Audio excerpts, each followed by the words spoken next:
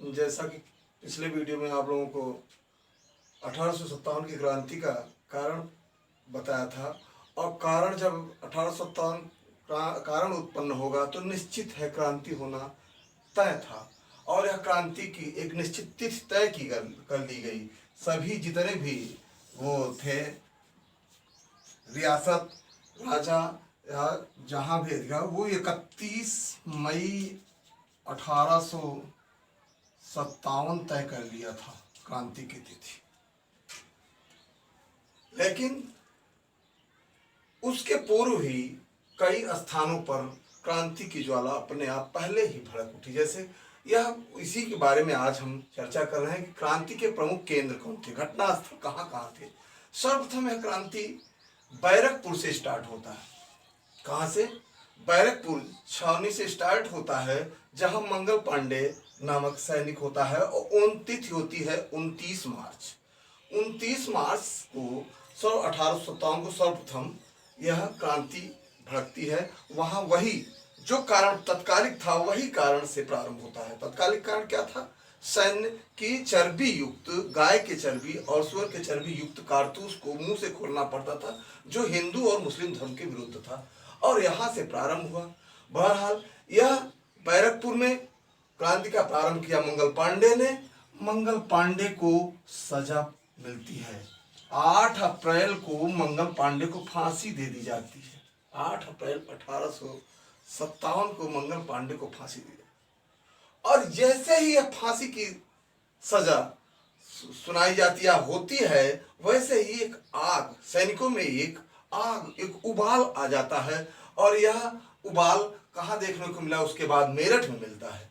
मेरठ में सैनिक जो छावनी होती है, वहाँ सर्वप्रथम 10 मई को सारे मेरठ सैनिक जो भी सिपाही हैं वो विद्रोह कर देते हैं। अब विद्रोह का परिणाम यह होता है कि उनका साथ मिल जाता है वहाँ जो है दिल्ली में बहादुर शाह द्वितीय को, और वहाँ बहादुर शाह द्वितीय के साथ आक्रमण करते हुए अंग्रेजों को अपदस्थ कर दिया जाता है, और बहादुर शाह को वहाँ पुनः बादशाह नियुक्त कर दिया जाता है। इस प्रकार से क्रांति की ज्वाला धीरे धीरे आगे बढ़ती चली जाती है, और जो निश्चित तिथि थी वह निश्चित तिथि अब पीछे हो गई, और तिथि नई तिथि हो गई, क्रांति की नई तिथि हो गई 10 मई 1857। आपके क्वेश्चन में भी आ सकता है कि क्रांति कब भड़की, पूर्णतः क्रांति कब लागू हुआ? 10 मई 1857 को क्रांति, प्रथम स्वतंत्रता संग्राम की क्रांति प्रारंभ कर दी गई थी। अब यहाँ मेरठ और दिल्ली के बाद धीरे धीरे क्रांति की ज्वाला आती है लखनऊ। लखनऊ में बेगम हजरत महल के नेतृत्व में क्रांति होती है। वह समय होता है 4 जून, और वहाँ भी क्रांति धीरे धीरे तीव्र गति से रूप धारण कर लेता है। लोगों में आक्रोश रहता है, लेकिन अंततोगत्वा लगभग देखा जाए तो हर जगह पहले तो हमें को सफलता मिलती है, लेकिन बाद में असफलता, उसके बारे में बात करते हैं। और उसके बाद कानपुर में भी, झांसी में भी, ये सब दायरा 5 जून के आसपास, 4-5 जून के आसपास कानपुर, झांसी, कानपुर में जो है नाना साहब, जिसे धुंधुपंत, उनके बचपन का नाम था नाना साहब के धुंधुपंत, और तात्या टोपे, जिसे रामचंद्र पांडुरंग भी कहा जाता, बचपन का नाम, पहले का नाम रामचंद्र पांडुरंग। ये सब क्वेश्चन आते हैं कि नाना साहब के बचपन का नाम क्या था? धुंधुपंत। और तात्या टोपे के और नाम क्या था या बचपन का नाम क्या था? तो रामचंद्र पांडुरंग। तो ये कानपुर का जो है, ये दोनों जो है कानपुर की अगुवाई किए थे। इस प्रकार ऐसे ही झांसी से रानी लक्ष्मीबाई, वो भी 5 जून का ही समय होता है। रानी लक्ष्मीबाई के नेतृत्व, जो कि रानी लक्ष्मीबाई के नेतृत्व एक बार स्वीकारा तो नहीं जाता, लेकिन अंततोगत्वा ऐसी स्थिति परिस्थिति आ जाती है कि रानी लक्ष्मीबाई को उतरना पड़ता। अच्छा, सब जितने भी उतर रहे हैं, दिल्ली जैसे है, बहादुर शाह जब द्वितीय को अपदस्थ कर करके इनका पेंशन बंद कर दिया जाता है, यहाँ नाना साहब का भी पेंशन बंद कर दिया। हाँ, झांसी की रानी लक्ष्मीबाई को कोई पुत्र न था। पुत्र, जैसा कि कहा गया है कि डलहौजी ने कहा था कि जिन जिन शासकों को पुत्र नहीं होंगे उनका राज्य अधिकार अंग्रेजी शासन में निहित कर लिया जाएगा। तो ये अपने लिए लखनऊ बेगम हजरत, बरेली में खान बहादुर खां क्रांति का नेतृत्व करते हैं और बहुत ही वीरता के साथ वहाँ लड़ाई लड़ते हैं। और इसी प्रकार आपको देखेंगे फैजाबाद में अहमदुल्लाह के नेतृत्व में फैजाबाद में क्रांति भड़कती है। इलाहाबाद में लियाकत अली के नेतृत्व में क्रांति इलाहाबाद में भी होती है। जगदीशपुर में प्रसिद्ध, बहुत ही वृद्ध थे तो जरूर वृद्ध शासक थे, लेकिन कुंवर साहब के नेतृत्व में होता है। बहुत ही बहादुरी से उन्होंने अंग्रेजों का सामना किया था। और इसी प्रकार एक और रामगढ़, जैसे मध्य प्रदेश में पड़ता है, रानी अवंती बाई जो है वहाँ क्रांति का नेतृत्व करते हैं। लेकिन वहाँ जो है पहले तो सफलता मिल जाती है, लेकिन जैसे ही अंग्रेज बहुत ही चालाकी से काम किया, देखा कि हम एक एक जगह हारते चले जा रहे हैं, उसने क्या किया, एक एक जगह सारी टुकड़ियों को इकट्ठा करके जीतना प्रारंभ कर दिया। इसमें जैसे झांसी में हिरोज, कैंपबेल, लखनऊ में, कानपुर में, दिल्ली में, ये सब जगह कहीं नील, ये सब सारे जितने भी थे ऐसे बारी बारी से इकट्ठा होकर के अंततः वो तो पहले सफलता मिलती है हमको और फिर असफलता का देखना पड़ता है और हमारे हाथ से खसक जाता है। कारण यही था कि 31 मई को हम पूर्व नियोजित योजना से अगर कार्य प्रारंभ किए होते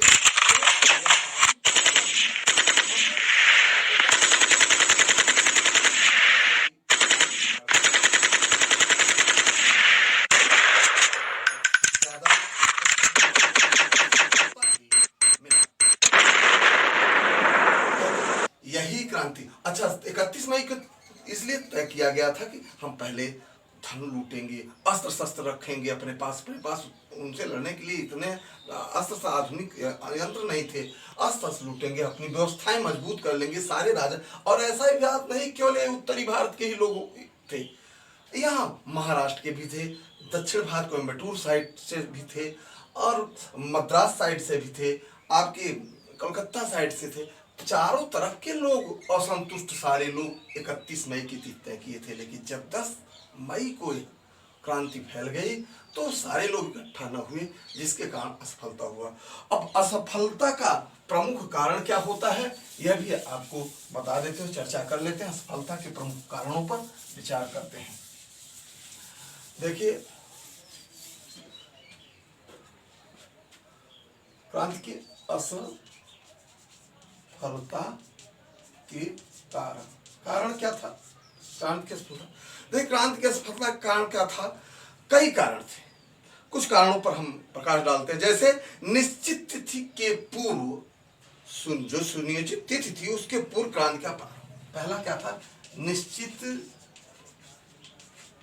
तिथि के पूर्व क्रांति का आरंभ। जो तिथि निश्चित की गई थी, सारे लोग सजग नहीं थे। अकेले एक एक दिन पर क्रांति की ज्वाला भड़कती है और इसके कारण हमको असफलता का पराजय का सामना करना पड़ा। दूसरा क्या है? क्रांति जो था हमारे भारत का क्रांति जो था 1857 वो अस्थानीय था। क्रांति क्या था? क्रांति का स्वरूप क्या था? क्रांति का स्वरूप अस्थानीय था। कैसा था? अस्थानीय था। क्रांति जो है वो हमारा स्थान जगह जगह पर था। ऐसा नहीं कि एक अब स्टार्ट हुआ है, चलिए पटना बिहार से, जगदीशपुर से, तो पूरा दिल्ली तक रहा हो। बीच बीच में क्रांति का स्थानीय स्वरूप था और स्थानीय बातों पर महत्व भी था, स्थानीय था। दूसरा, प्रभावी नेता का अभाव। क्या होता है कि हमारे यहाँ नायक जो क्रांति में प्रभावी नेता का अभाव था, अर्थात नायक सही नहीं था। जो नायक जिसको बनाया गया था वो थे बहादुर शाह जफर द्वितीय थे, जो वृद्ध हो चुके थे, जिनमें वो क्षमता नहीं थी। थे बादशाह, लेकिन वो क्षमता नहीं थी। तो क्रांति में प्रभावी नेता का, नायक का अभाव था, नेतृत्व तो नहीं सही था। और निश्चित लक्ष्य का अभाव। और क्या था? निश्चित लक्ष्य का अभाव। यह भी था क्रांति में अपने। हर एक जितने भी क्रांतियां हुई, वो चाहे दिल्ली से स्टार्ट हो, चाहे जहां से स्टार्ट रही हो, एक दिल्ली, कानपुर, इलाहाबाद, फैजाबाद या रामगढ़ या जहां भी, वो स्वार्थपूर्ण तरीके से, झांसी स्वार्थपूर्ण है। कोई अपने शासन के लिए, कोई कुशासन का आरोप, कोई पेंशन उपाधि, कुल मिलाकर के एक निश्चित लक्ष्य नहीं सही से समझ में आया। कब हम तय करें, कैसे तय करें, क्या करें, इसलिए निश्चित लक्ष्य का। अच्छा, पांचवा का अर्थ था जन साधारण। जन साधारण का क्रांति में असहयोग या उदासीनता, असहयोग या उदासीनता। कहने का अर्थ था कि इसमें केवल उच्च वर्ग के लोगों ने भाग लिया, मध्यम व निम्न वर्ग के, जनसाधारण, सामान्य वर्ग इस क्रांति में पूर्ण रूप से सहयोग नहीं प्रदान किया। न सहयोग लेने का समय ही मिला। क्रांति की ज्वाला तो अचानक भड़की। भाई 31 मई तय की गई थी, एक दायरा बनाया जाता है, सुनियोजित योजना बनती, लेकिन पहले ही हो गया। इसलिए भी असफलता का कारण बना, क्रांति में असफलता का कारण बना। और अंतिम जो मेन कड़ी थी, सैनिक दुर्बलता। सैनिक दुर्बलता का मतलब ये हुआ कि हमारे यहाँ वह चीज नहीं, हमारे सैनिक उतने प्रशिक्षित नहीं थे, उतने अत्याधुनिक हमारे पास हथियार नहीं थे। उनके पास जो तकनीकी युक्त हथियार थे, उनके सैनिक प्रशिक्षण प्राप्त थे, और हमारे यहाँ वह चीज नहीं था, जिसके कारण हमें पराजय का मुंह या असफलता का कारण बना। वस्तुतः और असफलता के बहुत सारे कारण हैं। पहली बात तो सारे जितने भी स्थानीय शासक या राजा या रियासत वाले थे, उन्होंने सहयोग नहीं किया। यदि सहयोग किया होता, जहां जहां ज्वाला ही भड़की थी, अगर पूर्ण रूप से सहयोग रहा होता, तब भी पर हम प्राप्त कर लेते, विजय प्राप्त कर लेते। यह असफलता का कारण बना। अब इसका परिणाम के बारे में बात ऐसे ही कर लेते हैं। परिणाम क्या हुआ? देखिए, क्रांति में असफलता भरे मिला, लेकिन कहीं न कहीं हमको कुछ सकारात्मक पहलू भी देखने को मिला। कुछ नकारात्मक, कुछ सकारात्मक। सकारात्मक पहलू क्या हुआ? देखिए, इनके अंदर दहशत आ गई, दांत खट्टे कर दिए इतने ही लोगों ने, इतने कुछ लोगों ने खड़े होकर के सामना करके दांत खट्टे कर दिए। क्या हुआ? सकारात्मक पहलू में लोगों में जन जागरण की भावना उदय हो गया, राष्ट्रीयता की भावना आ गई लोगों में, और भी इसके पूर्व मतलब आग की ज्वाला भड़कने लगी। फिर अगर क्रांति हुई होती तो हो सकता है वो सफलता मिल गया होता। लेकिन उसी नकारात्मक पहलू में देखा जाए तो ईस्ट इंडिया कंपनी जो है, वो ईस्ट इंडिया कंपनी को पूर्णतः समाप्त कर दिया गया। इस क्रांति का परिणाम हुआ, और सारा जो है भारत का कारभार स्वयं रानी विक्टोरिया अपने हाथ में ले ली। तीसरा बात यह है, ब्रिटिश सरकार के नीतियों में परिवर्तन हो गया। यह भी परिणाम हुआ। नीतियों में क्या परिवर्तन हुआ? जितने भी लगाए गए थे, जितने भी कारण बने थे, उस सब कारणों वापस, अर्थात जो जिन राजाओं को, शासकों को गोद लेने वाली प्रथा, वो भी वापस ले लिया। जिन शासकों का अगर पुत्र नहीं है, वो अपना किसी को भी उत्तराधिकार घोषित कर सकते हैं। और जितने नियम लगाए गए थे, जो भी जमींदारी प्रथा थी, सबको भूमि वापस कर देना था, तमाम चीजें जो है कुल मिलाकर के उनके नीतियों में, कानून में बदलाव आ गया। कहा जो जैसे खुश रहे भारतवासी वैसा करे, यह रानी विक्टोरिया का वहां से फरमान जारी हुआ। तीसरा क्या है? धर्म की रक्षा। कहा कोई ईसाई नहीं बनेगा, जो जिस धर्म का है, जो जिस धर्म में रहना चाहता है, यह रानी विक्टोरिया द्वारा ऐलान किया गया। अपने अपने आबाद रूप से आप लोग अपने अपने धर्म में रह सकते हैं, कोई दिक्कत नहीं। तीसरा यह हुआ कि विश्वसनीयता खत्म हो गई। भारत के भी सैनिक थे, भारत के भी लोग वहां कार्य करने वाले थे, और ब्रिटिश भी थे, लेकिन दोनों में आपसी फूट आ गई, दोनों में दरार आ गई। वह विश्वसनीयता बिल्कुल समाज के उसमें दूर हो गया। हमने कहा चौथा बड़ा कहा, कई संगठन मजबूती से उभर कर सामने आने शुरू हो गए। आज़ादी के लिए कई संगठन भारत में धीरे धीरे मजबूती से उभर करके सामने आने लगे। एक छोटे छोटे समाज में कई संगठन मजबूत, इसमें एक संगठन सबसे मजबूती रूप में आया जो 1885 में भारतीय राष्ट्रीय कांग्रेस की स्थापना जो हुई। भारतीय राष्ट्रीय कांग्रेस की स्थापना जो हुई, यह जो है मजबूत संगठन जो भारत को आज़ादी तक रहा।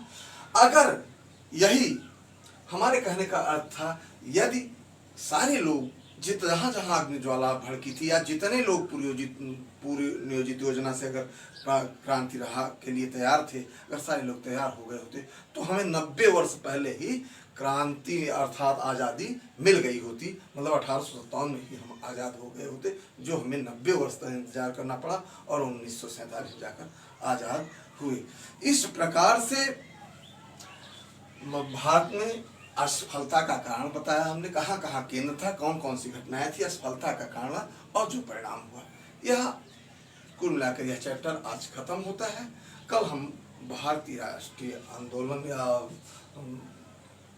कल अगला चैप्टर शुरू करेंगे।